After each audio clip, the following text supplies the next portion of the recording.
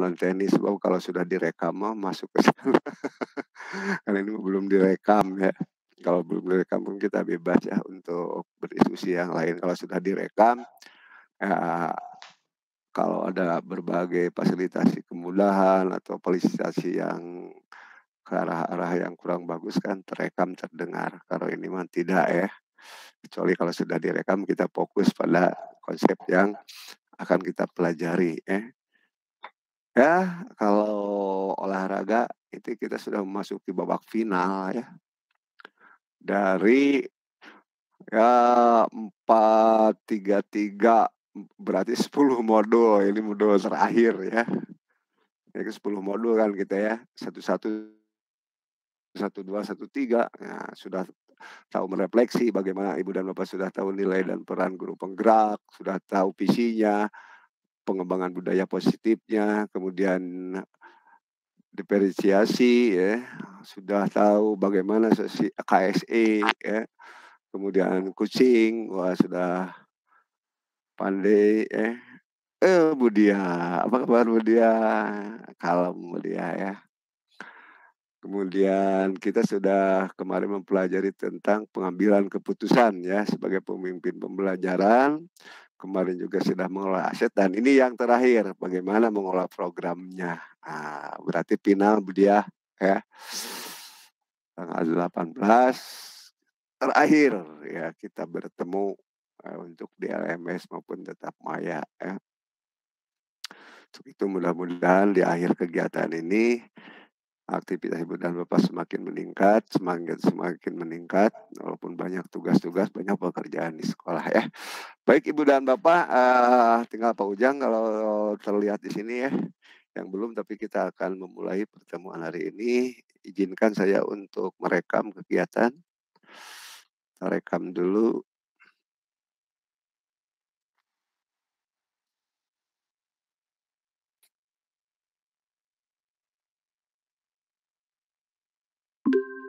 Silakan kameranya Ibu dan Bapak dibuka.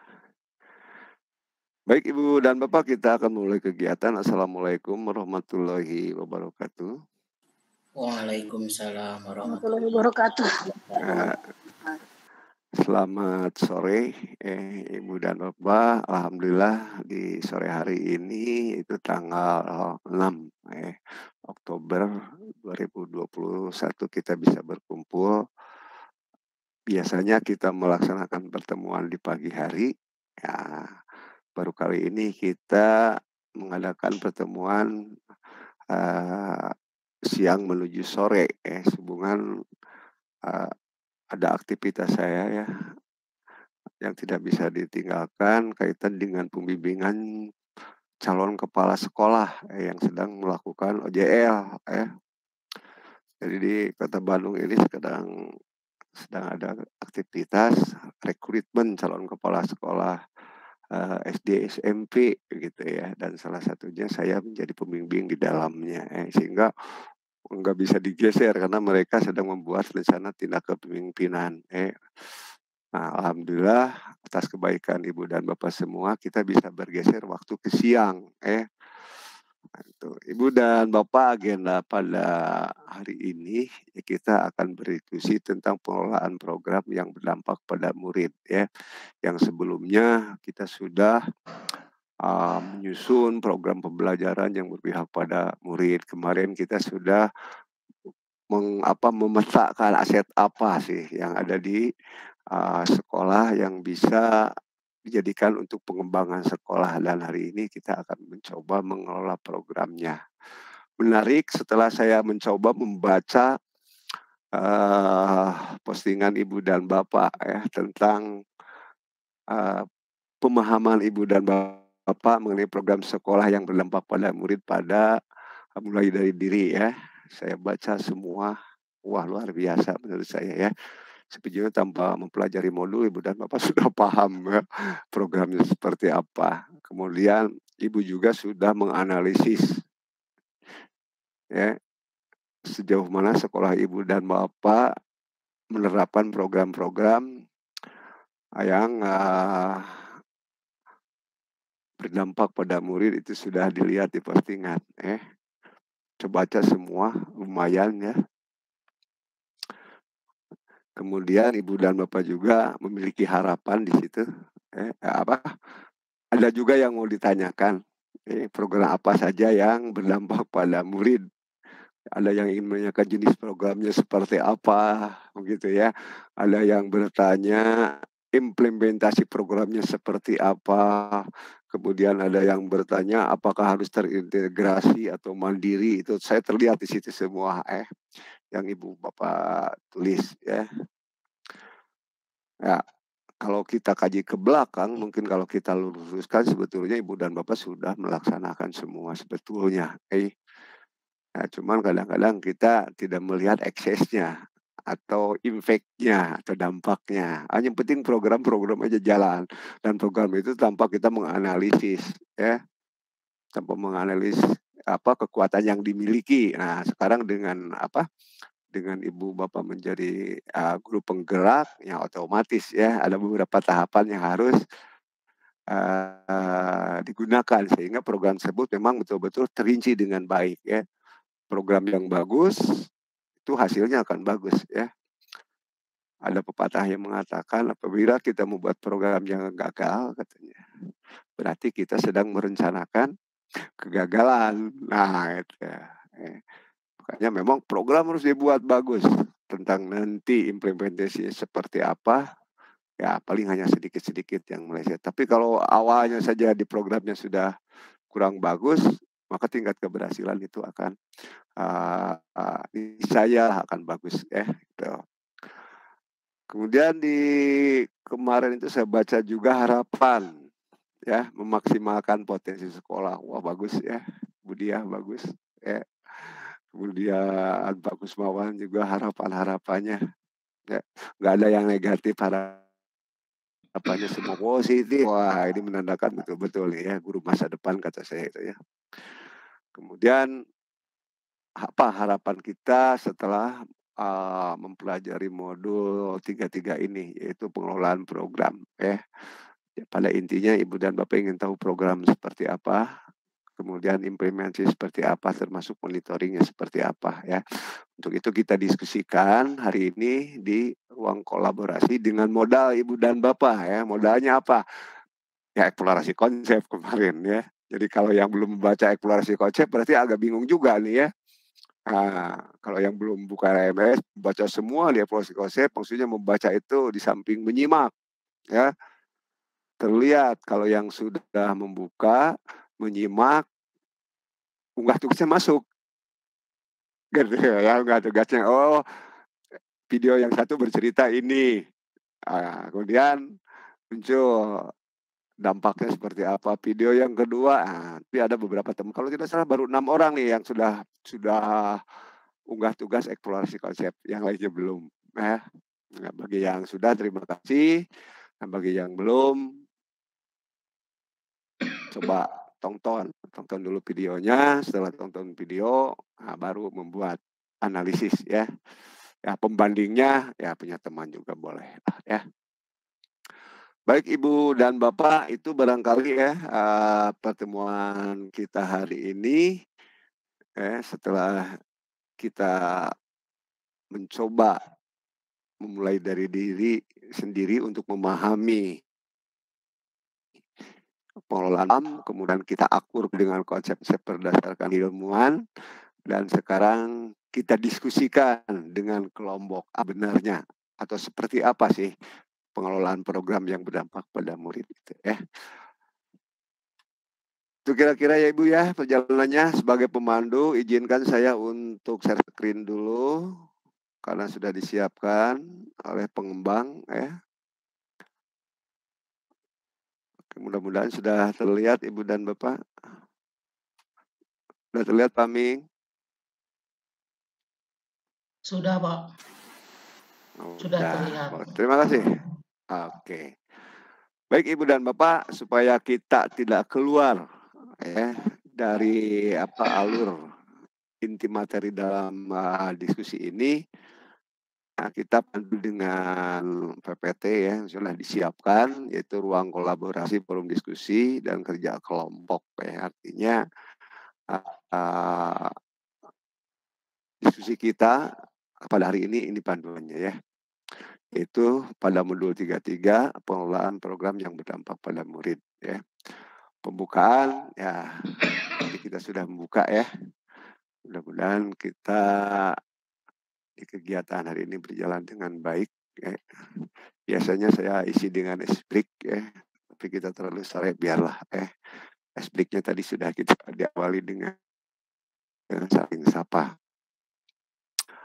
Tujuannya Ibu dan Bapak di ruang kolaborasi ini yang pertama itu CGP dapat menerapkan pengetahuan tentang perencanaan program yang berdampak pada murid dengan mengoptimalkan sumber daya yang telah diidentifikasi sebelumnya, yaitu pada modul 32 ya. Ibu dan Bapak sudah mencoba menggali modal-modal ya, ada 7 modal biasanya untuk pengembangan di sekolah itu yang ini ya. Yang kedua, tujuannya Ibu dan Bapak dapat menerapkan pengetahuan tentang tahapan 5D. Ya, 5D juga sudah ya ngelotok lah ya. Define-nya seperti apa, discovery-nya seperti apa, dream-nya seperti apa, desainnya dan discovery delivery-nya ya. Atau Bagja. Nah, Bagja ya sudah tahu buat pertanyaan, ambil pelajaran, gali mimpi ya, jabarkan rencana, atur eksekusi seperti itu ya. Itu dalam perencanaan program sekolah. Artinya nanti Bapak di dalam ya program kegiatan yang berdampak pada murid itu acuannya ini 5D atau Bagja tuh. Ini agenda kita hari ini ya, atau sudah ya. Nomor 2 ada review penjelasan isi tugas kelompok ya, diskusi kerja kemudian penutup kita ya.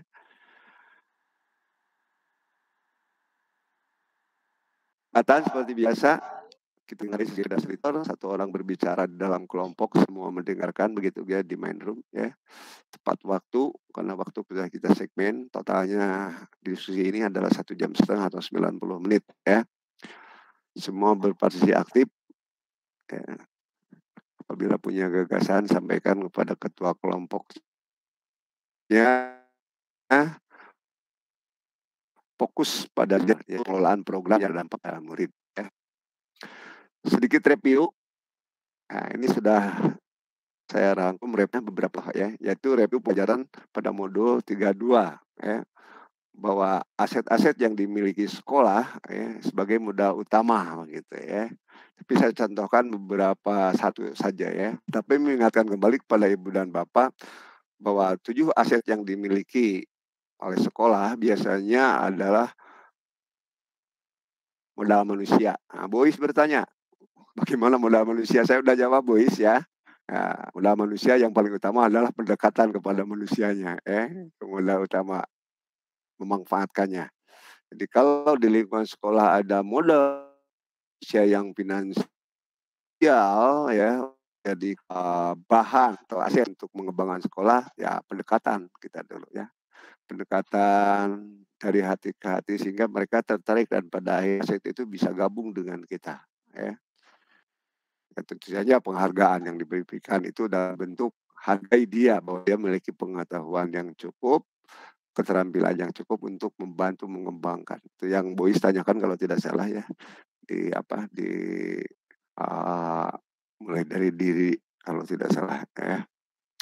Kemudian modal sosial ya, norma aturan apa yang akan mendukung di sekolah untuk mengembangkan program kemudian modal fisik itu siapa ya, Burike kalau nggak salah ya.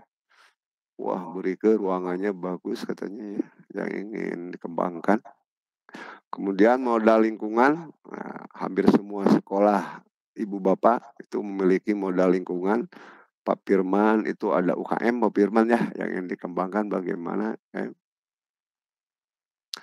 Kemudian modal finansial, mungkin ada beberapa warga masyarakat atau dunia usaha, dunia industri yang bisa dijadikan modal finansial, kemudian modal politik. Nah, ini dikembangkan oleh Pak Roni ya.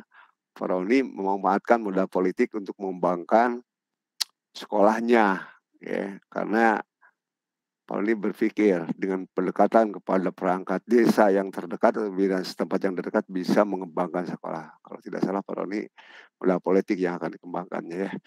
Dan ada modal agama dan budaya. Nah, BLA biasanya ya mengembangkan ini. Ini ada contoh Ibu dan Bapak review pembelajaran kolaborasi nomor 232 ya, sumber daya aset manusia yang dijadikan program sekolah yang berdampak.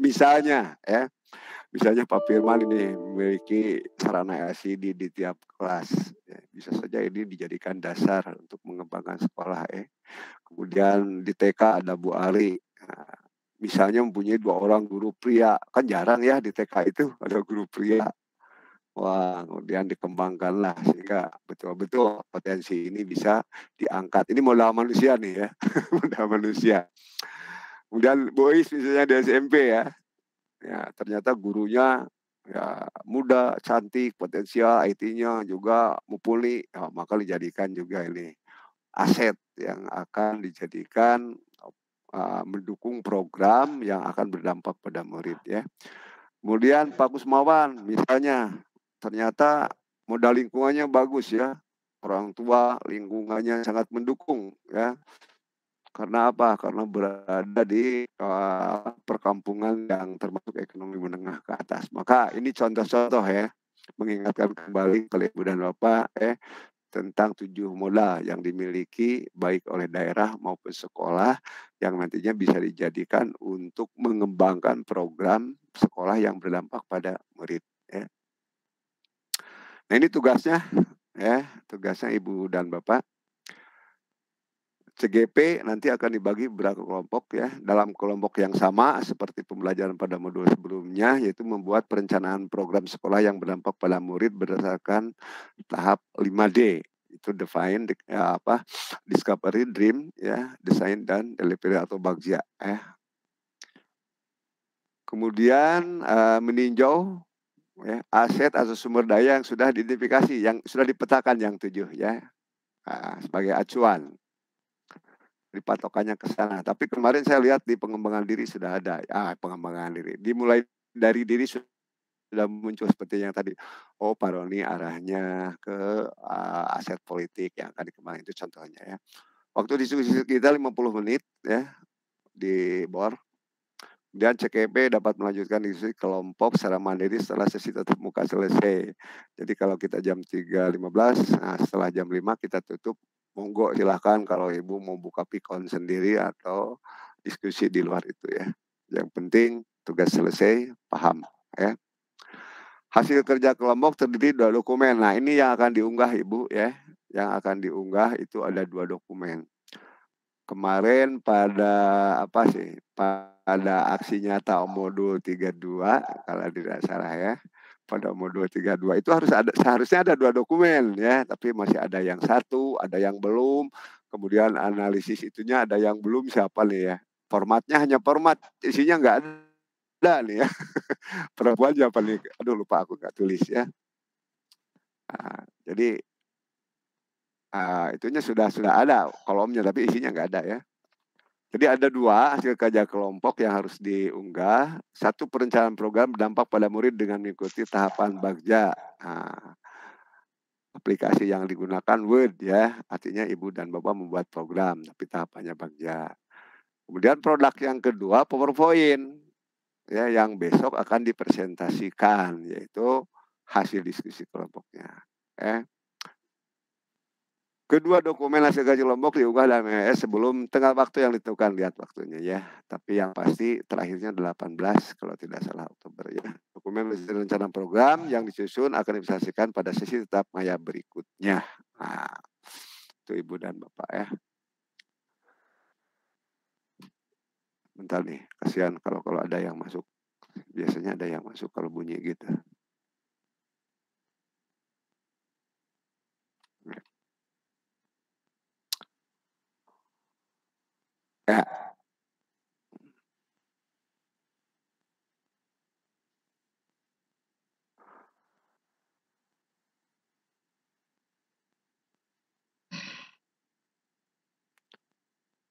Baik, Ibu dan Bapak kita lanjutkan. Ini tahapan 5D Bagja, hanya mengingatkan kembali kepada Ibu dan Bapak, ini contoh ya, tahapan Bagja sebagai gambaran Ibu dan Bapak dalam diskusi kelompok. Ini program yang diangkat yaitu meningkatkan kepemimpinan siswa. Karena program-program itu banyak ya di sekolah itu. Misalnya ada kepemimpinan, di dalamnya kegiatannya ada OSIS, ada PMR, ada kepramukaan, kemudian ada program Jumsih juga, Jumat Bersih, ada Jumpa Kopi, Jumpa Kopi.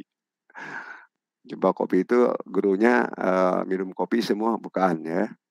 Jumpa Kopi itu ada Jumat pagi koleksi pindah. Nah, ini aktivitas literasi biasanya ya. Kan kalau yang bagus di sekolah atau di dalam kelas itu ada sudut-sudut baca. Nah, itu bisa setiap Jumat pagi koleksinya dipindah kelas A ke kelas B, kelas B, kelas C, balik lagi kelas 1, kelas 2, kelas 3, atau di SMP juga sama ya. Kelas 7 bukunya pindah ke kelas 8. Nah, itu Jumpa Kopi. Jumat pagi koleksi pindah, koleksi buku ya. Kemudian ada juga lingkaran pagi ya. Lingkaran pagi itu biasanya kita isi dengan keheningan, misalnya keheningan, refleksi atau teknik stop lah bisa juga di situ ya. Kemudian anak diajak untuk penanaman karakter seperti apa. Ibu dan Bapak sudah paham semua itu barangkali ya. Kemudian program duha ya, berjamaah, kemudian ada tahfiz Quran, yang PHBI, itu juga program-program. Donor darah bisa ya untuk kelas-kelas besar SMP, kelas tinggi. Kemudian untuk untuk knowledge itu saya dulu di sekolah itu membuat berbagai komunitas. Ada matematika community ya, ada English community itu ya, ada Science Club, itu program-program yang dulu saya kembali sekolah dasar ya. Kemudian ada gerakan sekolah bersih yang bisa juga, ada English area. English area itu cuman kalau English area itu akhirnya areanya banyak yang tidak didatangi ya, hanya beberapa orang saja karena teman-teman, guru maupun siswa ini kurang paham sehingga nggak mau masuk area tersebut, karena kalau masuk area itu pasti harus berbicara bahasa Inggris. Nah, padahal tantangan ya, tapi ternyata area tersebut malah kosong lagi ya. Nah, itu ya. Kemudian ada juga program yang berdampak pada siswa itu adalah PBM berbasis IT. Ini banyak program-program yang bisa dikembangkan oleh ibu bapak di sekolah. Nah, tetapi nanti analisisnya menggunakan tahapan Bagja. Ini contoh-contohnya Bu ya. Buat pertanyaannya. Nah, ini. Bagaimana cara meningkatkan kepemimpinan siswa di sekolah? Ini pertanyaan utama. Ambil pelajaran. Nah, pagi ini murid yang tingkat kelas yang lebih tinggi ya memimpin doa. Ini pelajar saja. Jadi doa dipimpin oleh yang lebih besar. Dan seterusnya. Sampai pada yang terakhir ya. Di Bagja ini adalah atur eksekusi. Siapa ya, koordinatornya, siapa yang bertugas, siapa yang membuat laporan program sampai kepada siapa yang monitoring.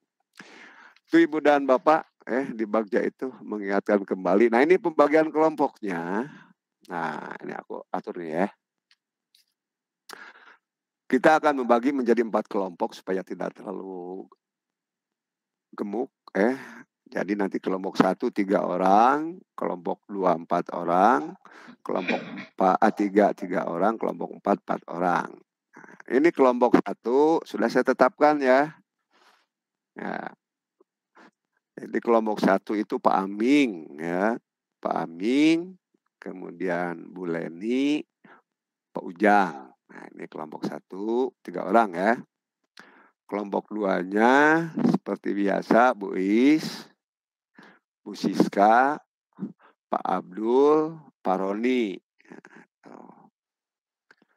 Kelompok 3-nya Pak Firman, Bu Dia, Bu Ari. Kelompok 4-nya 4 orang lagi, Bu Ella, Bu Rike, Bu Gilang, dan Pak Kusmawan. Jadi sekali lagi saya ulang pembagian kelompoknya. 1 Pak Aming, Bu Leni, Pak Ujang. Nah, biasa ketua kelompoknya Pak Aming ya. Pak mau diganti ketua kelompoknya, nggak usah lah supaya cepat. Ya, 2 Bu Is, Bu Siska, Pak Abdul, Pak Roni. Ya, ketua kelompoknya Bu Is ya. Kelompok 3 Pak Firman, Bu Diah, Bu Ari. Ya, itu kelompoknya Pak Firman ketuanya. 4 Bu Ella, Bu Rike, Bu Gilang, Pak Kusmawan. Nah, boleh. Ketuanya mau Bu Ella, mau Pak Kusmawan, mau Bu Gilang, Bu Rike boleh. Karena atau tetapkan saja misalnya ketuanya Pak Kusmawan boleh lah ya. Itu Ibu dan Bapak pembagian kelompok ya. Ya, dan kita setelah beres kita langsung masuk diskusi dan kerja kelompok ya. Mudah-mudahan 50 menit cukup ya. Nanti kita cari benang merah untuk refleksinya ya. Itu barangkali Ibu dan Bapak hari ini ya. Silahkan sebelum masuk room ada yang mau ditanyakan?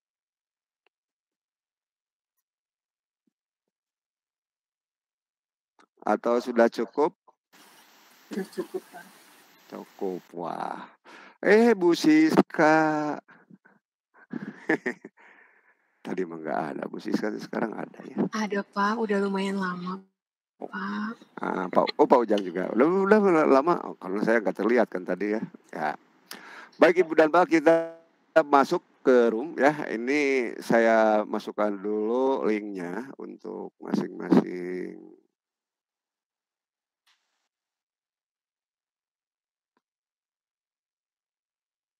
Pikon ya, kelompok 1.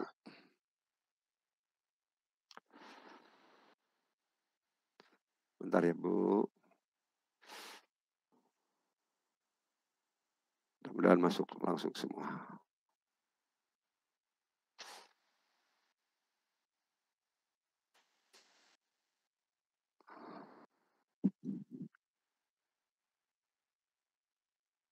Kelompok 1, kelompok 2, kelompok 3, kelompok 4 yang belum ya.